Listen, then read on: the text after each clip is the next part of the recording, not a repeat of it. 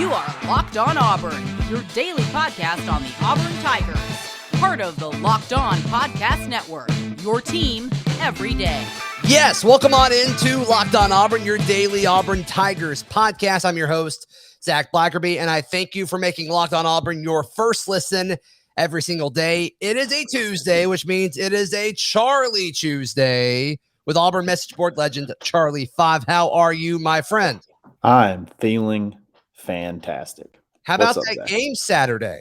A lot of fun. Still high off of it. A lot of fun. Still just head in the clouds. Auburn is invincible. Bo Nix is everything. And I never want to lose this feeling. I started looking at hotels in Atlanta, Indianapolis. So that's how good I feel. That's how good I felt. Okay. I'm all about it. Before we look ahead, because you and I definitely like looking ahead because we can do that. We're not coaches. We're not players. We're media/fans, whatever. We can look ahead. It's fine. Before we do that, though, I want to hear your general takeaways from Ole Miss. I mean, a lot of people are kind of saying the same thing. It's okay. You can say the same thing if you want. I don't care. But what are some of your big takeaways from Saturday? You know, it's more of just the building each game, getting better. And I just kind of felt like we dominated. We pretty much had them. We could have ended it at any point in time. That's what I said at the end in the second half. Like, we could have put it away at any minute. We couldn't put it away, but I never really felt like, even, after the muff punt, I never really felt like the game was in jeopardy. I felt like if we had to score a touchdown, we could. If we had to get in field goal range, we could. The fact that there was a muffed punt, Charlie 5, and they didn't score on it, it's absolutely outrageous. You're talking about one of the best offenses in the country, the best offense in the SEC. I think it's okay for us to say that. And just the defense in the second half just shut them down.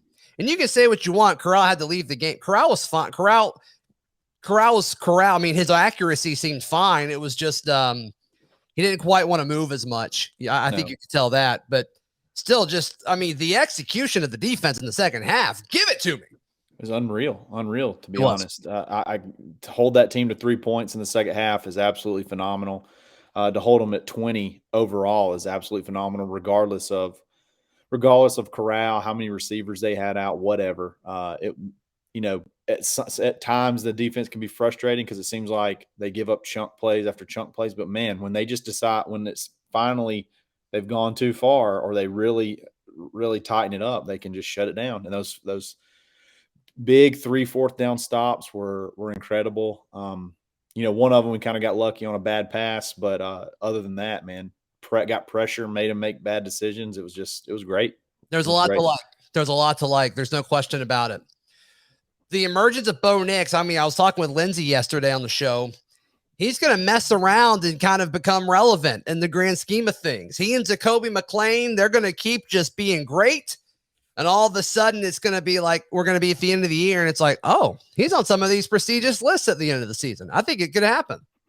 Oh, 100%. I mean, we were laughing. My father and I were watching the game together. We don't get to watch very many together, so we were watching together. Yeah. And little plays like on the second drive, we were in I formation at some point in the game. Bo calls an audible at the line, and then it's a play action, rips it up the middle. It's probably his worst throw of the night, and still it's a tight end. Tight end. Right.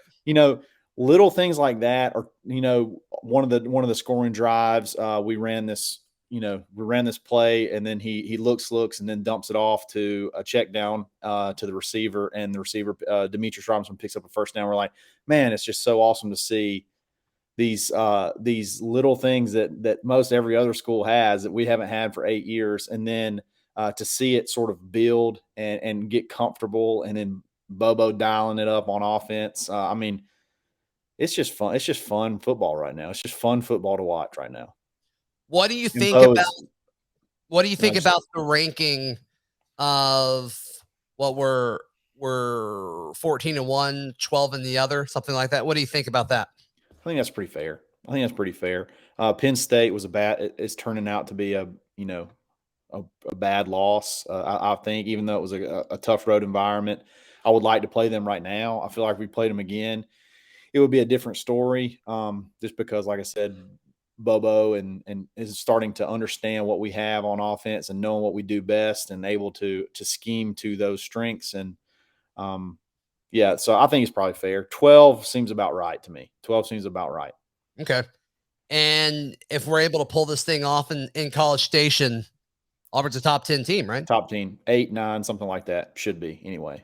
And I was listening to the pod yesterday, and you are talking about the 100,000 fans, and I think the term you used was culty or something like that. It was right. It was pretty interesting because you think, hey, we're about to go play in front of 100,000. That should be intimidating. But you ever know, like, they don't just make noise. Like when you come to Auburn, like it's on third down, everybody doesn't. There's nothing specific that we're yelling. We're just yelling noise.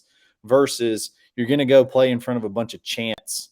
It's like it's a lot of people doing chants versus like actual just noise. It just doesn't ever their road atmosphere just never seems very intimidating. I think that's why we have success there.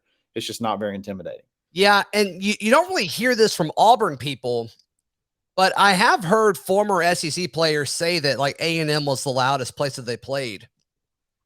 But I don't know. Auburn's won there. So I've never, that's funny. I'm not too concerned about it just because it hasn't been an issue yet. And I think this team is better than some of the other teams that have won there. Sure. And still, like, I could totally, this could come back and bite us. But I really when I watch A&M, they just don't look that good to me, with the exception of Alabama. You take that game out. Now, obviously, if you include that game, that's why they're ranked where they are, but they just don't seem like a top tier SEC team to me. And I think what Auburn has put out there up to this point is more impressive than what A&M has, with the exception of the Alabama game. But I don't think the Alabama game is who they actually are. No. You know what I'm like? Can they do that twice? If they can, we will lose. If they play like they did against Alabama, we will lose. But I don't think that's who they are. I agree with you as well. There is something that seems that they figured out after those 2 back-to-back losses. And, you got to think that they started the year, their starter goes down. So Calzone, whatever we want to call him, he's still sort of figuring it out. And it's something's kind of maybe on the offense, it's maybe similar to like the Bobo situation. They've kind of started to figure something out on offense because they've scored a lot of points the last 3 games. But at the same time, they are talented. Jimbo's recruited well, but it's like nothing just really just jumps out and wows you. Nothing just really, sets you on fire as far as like making you, worry about things, I guess, to an extent, beyond just Ole Miss. I don't think it's a much different team than Ole Miss. Right. All right, before we talk more about this upcoming game, there's a few notes from like Harsin's presser we need to touch on. But today's show is brought to you by Prize Picks. Charlie 5, I've started playing Prize Picks more and more. You killing it? And I'm not bad at it. There was one. It's like prop bets, right? It's like a bunch of prop bets. Yeah, it's daily fantasy. And so you can either say like, I've only really done passing. I haven't done any of that. I've either done passing over-unders, or there's like certain players where it's like, I think Bo was projected 16 fantasy points. And so he was on one of my plays. It was like, I think he'll get more than 16 fantasy points, and he did. But yeah, it's really a lot of fun. It's really a lot of fun. Sounds fun. So check it out, prizepicks.com, or you can search Prize Picks in your phone's app store. The app is much easier to use than the website. I know I'm not supposed to say that. I'm just being honest. They have a really, really nice and easy to use app. And when you make a deposit, use promo code LOCKEDON, LOCKEDON. You'll get a deposit match for up to $100. Be sure to check that out. Go to prizepicks.com, use promo code LOCKEDON, or download the app today. Prize Picks is daily fantasy made easy. Today's show also brought to you by our friends at Frisky Whiskey. So I wish they would have been on yesterday's show. Charlie 5, Lindsay and I are on the way to the World Series game Friday, right? We're going to Atlanta. And naturally, it was a lot of fun. It was a lot of fun. We stop at Frisky Whiskey on the way there because naturally, what else are you going to do? You're not going to drive past it. And so we've got all of our stuff, right? We're second in line, and the dude in front of us is talking, and I wish I had gotten his name because it sounds like he listens every day. But he's standing there, and he's he's asking the folks working, do you know Zac Blackerby with Locked On Auburn? Of course, they had no idea. And he's like, well, Lindsay looks at me and I'm like, is this guy screwing with me? Did this guy see us like walk in and he's screwing with me? And he's like explaining to them like, yeah, Frisky Whiskey. Everybody, they talk about it on Locked On Auburn all the time. They're like, oh, okay, cool, whatever. And so I go up to him like, hey, I'm Zach. Nice to meet you. And he's like, no way, small world. The dude was driving down from Cincinnati, Ohio. And he happened to be, he was driving down to the Auburn Ole Miss game. And hopefully he had a good time and hopefully he made it back safely. But I was like, I haven't been here in a few weeks. Like, what are the odds of this? So I thought that was pretty crazy. Yeah. So Frisky Whiskey worldwide, check it out. Just type it in your phone's app store. It's, or in the GPS. They don't have an app. There you go. Hey, something I started last night, Charlie 5, Mondays at 6:00 Central Time. I'm going to start putting this out, but I'm going to call it Auburn Basketball Weekly. And I'm going to put a weekly breakdown of what happened with Auburn basketball the week before, and then also preview what's coming up. It'll be just me for the first segment. Then the second segment, Zep Jasper will join us every week. And then the third segment, Coach Chad Pruitt will join us every week. That's incredible. It's a fun about the first one. The one last night was about 35 minutes. So just all kinds of Auburn basketball stuff, a lot of talk about the preseason, and this team really believes they got something special. So if you haven't checked that out, if you're listening in the podcast, it'll be the next episode that comes up in your podcast feed, or it's on YouTube. So be sure to check that out. All right, before we talk about more of this Auburn A&M game, Harsin spoke to the media yesterday.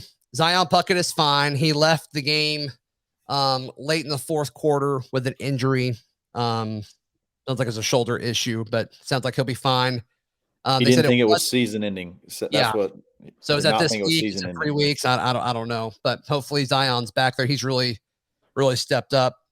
And then Caleb Johnson and Romello Height, they are off the team. They remain off the team right now. So there you go. That was rumored. Now we heard those rumors, and now that's the first time he's actually said it. So that stinks. He did kind of leave the door open that they may be able to return. Just said kind of we'll see how it goes over the next few weeks. Not 100% sure what that means, but that's more than you typically get out of Harsin when talking about the fate of players and things like that. Yeah, which I'm fine with. I think he's respecting the privacy of his guys. But yeah, sure. Don't throw him under the bus. Romello Height, like he was starting to kind of get some opportunities there too. So you hate it. Hopefully that for him. Life is gets straightened down. Everything's good. So yep, he was going to be I think he had a chance to be pretty dang good. So maybe some mid-major will get a really good pass rusher in the offseason. So very tall. He lives up to his last name. There's no question about it.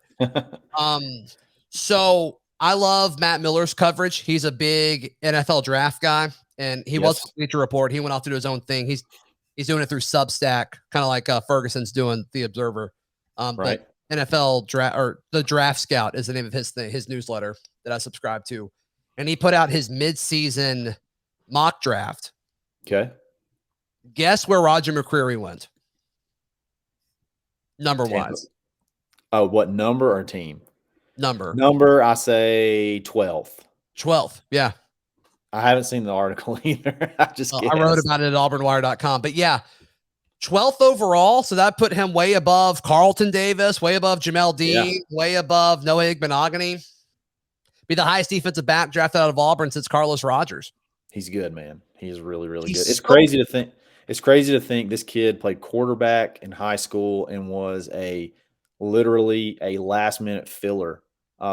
Like at the last hour, we got on him in like January and he signed in February. It was just what a blessing he's been, and he's been fun to watch. He'll make a lot of money for a long time. Yeah, a few weeks ago, people were commenting. It was on a show where I gush about Roger McCreary, which is virtually every episode, but they were like, "Yeah, Roger's not that good." I'm like, "What are you watching? I just don't understand. Like, I don't understand how you can watch him and be like, yeah, he's not good. It's the weirdest thing." That's the weirdest thing. I rough talked him. I can't remember which game it was. I rough talked him in the first half. I thought he was playing a little lackadaisical, but I think everybody was. And then he has literally State. And then he came back in the second half and got a pick and balled out and all that. Shut him down, and then he's been locked down pretty much ever since. He's fun to watch. I love stories like that. I feel like Auburn always has stories like that. We always have that guy that comes in late that blossoms and matures. Maybe it was a late bloomer or whatever. They all seem to be DBs too. Daniel Yeah. Thomas is one. Stephen Roberts is one. Yep, absolutely. Skinny Pimp. Who's that? Stephen Roberts, Skinny Pimp. That's what Kevin Skinny Pimp. No. Kevin Steele called him Skinny Pimp. Yeah. So Kevin Steele came up with Skinny Pimp and Ricochet Rabbit. Apparently he's got an imagination. I don't know. Dang. Hate to see it. Hate to see him. Glad he's not our head coach. Yeah, thank God. Thank God. I love our head coach, by the way. I absolutely Monday was his birthday. We're recording on his birthday.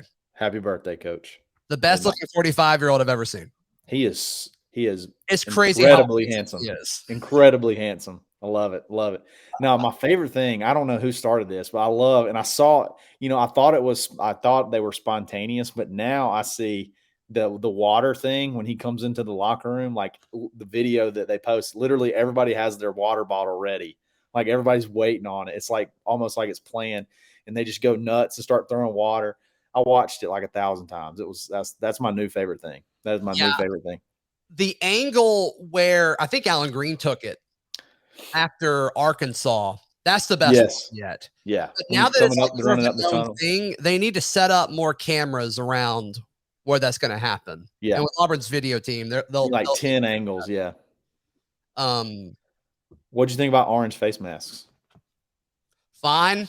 Looked kind of red most of the time. I think it's the chrome. I think it was the chrome tint. Yeah, the metallic stuff. Metallic, yeah. People saying that they want to keep them. That's cool. I don't care. I like the white ones more, I think. I love the white ones on the road. But I'm all for something different just for the sake of that. I wish we would change more than just the face. This is the baby steps to that. And this is why I love it. And it's not so much of just the change up. It's that it's something different. And Harsin's not afraid to be outside of the mold of what you're expected to be when you come to Auburn. You have all the, the talking heads like, oh, we're a tradition. Don't change the uniform, blah, blah, blah. And he's like, I really don't care about anything that's happened the last 100 years. We're going to do this the way I want to do it from now on. And this is like a little piece of it. I agree. I want road whites. I want it to be all white. I want the white face mask kind of looks like Texas. Well, this was cool. Didn't we do that? We did that. We did that with Penn State. And then this is just something kind of cool every now and then. I thought it was cool. It was different. What do you think the next step is then? Do you think the next step is like blue pants on the road? Blue pants with the white tops? It could be. That would be maybe the least shocking, I guess, shocking to the system. But I just feel like we're going to see. I don't think we can change the jersey color. You don't think we can go orange? Do we really want that? Do we really want our orange jerseys? I was talking with some folks at a tailgate about do we? I don't not want it. I don't mean, I don't know if orange is not an appealing color. Can we just agree on that? Okay, I'm going to disagree because let me say that Clemson, they look sharp. They have orange helmets, orange jerseys. I love their uniform. Looks raggedy as heck, man. Oh my God, dude! Their baseball uniforms, their football uniforms, love it. Orange, white is simple. Texas wears orange jerseys. Miami wears orange jerseys. These are all some of the classic uniforms. Look good. I'll give you that. It's a different shade of orange, but if it's done right, I think it can look really good. Okay, we're gonna get there. We're gonna get there soon. We'll see. We're gonna have to change socks colors first, shoestrings, and then we're gonna get there. All right. One piece at a time. Hey, BetOnline is back and better than ever. They've got a new website, a new both for your desktop or laptop as well as for mobile. Very easy to use. Head over to betonline.ag. Use promo code LOCKEDON to receive your 50% welcome bonus on your first deposit. And if you think Auburn's going to win, throw down some money this weekend because plus 170 on the money line right now. There you go. That's at betonline.ag. Stack it. So stack it to here. You feel confident with that bet, Charlie 5? I've already got it in. Already locked it in. Okay. All right. Already locked it in.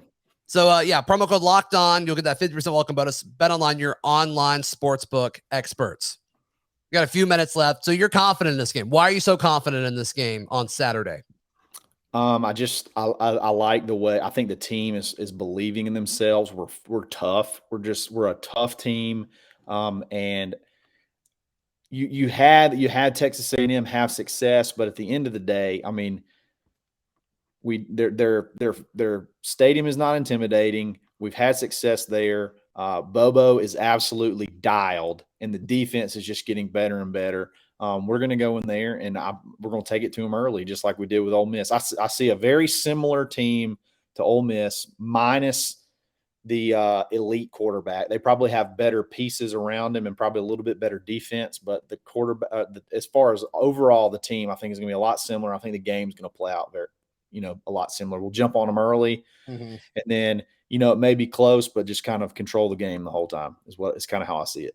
Which player on this team is most likely to devour a calzone this week? I'll tell you who needs to devour one. That's Smoke Monday. Okay. This guy's weighed the same. He's weighed the same amount since he's got to school here. Smoke, go get a calzone. Carb load it, bro. Can we talk about gaining weight for a second? Just real quick. Sure, hit it. And our basketball special last night. Yeah. You know what Zeb Jasper told me? What's that? I asked him the difference between the offseason at Auburn versus the offseason at Charleston. A little more honest than I expected him to be. I'm not going to lie to you, which is great. A little more. He's like, it's a great interview. Go check it out. But I can't wait. He said he's gained 20 pounds. He said he's gained 20 pounds as he got here. That's incredible. And it's probably not bad weight either. No, look at him. He doesn't look that big. Like, holy cow. That guy must be just jacked. Or he was he was skinny. He was small whenever he got here. So I love it. I love it, man. Bruce works them hard. I love it.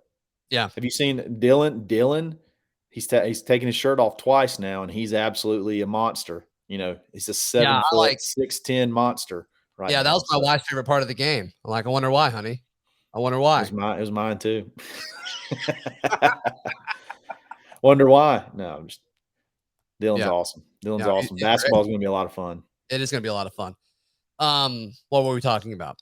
We were talking about the game Saturday. We were talking about the game, and then we started talking about shirtless men, and then it got off. Yeah, it's weird. We couldn't stay on track after that. I think when it's all said and done, like, does this offense travel again? Does it travel for the third time in SEC play? Because it didn't really travel that well at LSU. Some really fluky stuff had to happen for the offense to get going at LSU. But then at Arkansas, it looked fantastic. Can it look fantastic at College Station? I think it can. I think it has the ability to. It's just, is it going to? Because I think the whole road narrative, Bo on the road, I think that's dead. Sure. It seems like the running game is back, and that's obviously going to help you.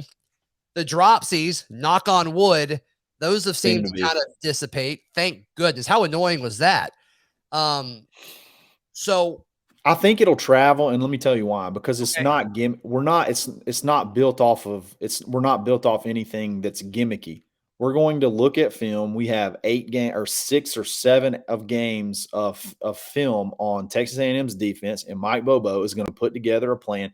It's not going to be like we got to make sure that we hit 5 deep balls to have a chance. We got to hit. We're gonna diagnose where we can attack them, and it's not anything that's going to be, it doesn't have to be spectacular. It can be we have a matchup problem in the middle, and we can attack them with the tight ends. In other words, it's easily repeatable things. It's not like we got to have the triple reverse jet sweep hit, 2 times a game or whatever to make it happen, or we got to hit a big trick play to make it happen. It's just we're going to line up. We're going to see where our mismatches are, and we have a play caller now that can diagnose it, and we can execute it, at least right now. So I don't see the momentum that the offense has.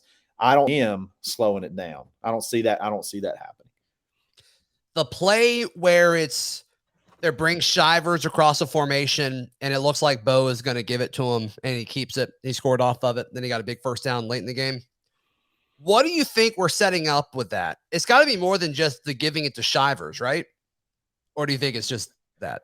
Maybe like, the old Tebow fake with a throwback or something like that. there's definitely, I'm with you. There's definitely going to be where Bo fakes like he's going to run that like sweet play where like you said on the touchdown, it's going to stretch it out and then he's going to drop back and somebody's going to be wide open. 100%. They wouldn't throw it with Sean, would they? No. They wouldn't line it to him and then let him throw it, right? His arms are too short. No. He's really fast, though. He's really fast. He's so fast. That little play, the little play late in the game where he had to get a first down.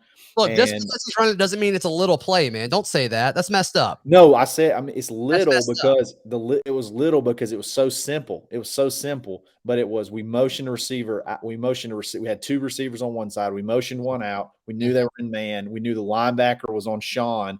And then Bo knew right immediately the middle linebacker, or that linebacker, there's no way he can get to him. So you drop back, you throw a 2-yard pass and you get a 12-yard play. I love that. Little stuff like that.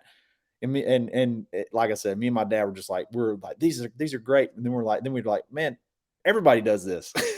It's so fun to do what everybody else does now. Yeah, I go down to Auburn High School and it's like they do stuff like that. But it's like, okay, cool, we're doing it now. It's absolutely great. It's absolutely everything I dreamed of. Open up the second half, you run play action, and you got Fromm streaking down the sideline, 35-yard gain to a tight end. Just gets your blood pumping. There you go. You almost said something else. Where can people find you and hear you? You can find me on Twitter at _Charlie_5. I absolutely did almost say something else. Yeah. Monday through Friday. We are way too comfortable once we get going. Monday through Friday on the Dad Bod Golf Pod. Thank you, Charlie 5. You're the best. You are fantastic. Tomorrow, it's a War Report Wednesday. Mike G and the group will join us. Be sure to check that out. Also, seriously, check out the our basketball special. It's going to be every Monday at 6. The first one is up. Be sure to check that out.